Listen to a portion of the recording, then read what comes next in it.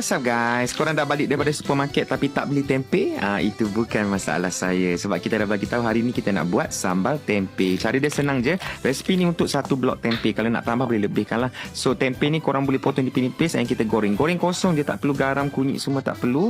Bila golden brown dah boleh angkat. Okay, next kita perlukan dalam 10 biji cili padi, 2 lada merah besar, and then perlukan separuh tomato, separuh bawang merah dengan 5 ulas bawang putih. Cili-cili ni korang kena potong tau. Kalau tak dia meletup masa goreng nanti.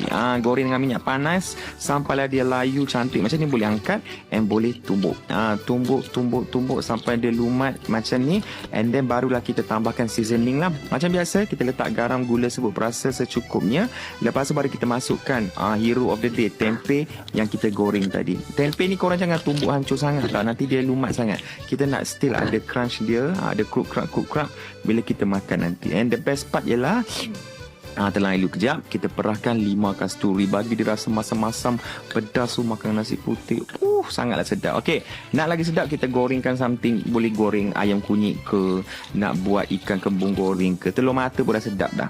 Pasal korang hidangkan nasi putih panas-panas, letak timun sikit, ada ulam letak ulam, letakkan ayam, letakkan sambal tempe kita dah tumbuk dengan 5 kasturi tadi, and tambahkan sekali dengan kicap. Boleh ada rasa balance masam pedas manis-manis makan ni. Sangat sedap. Buat sahur boleh, buka puasa pun boleh juga. Okey, selamat mencuba.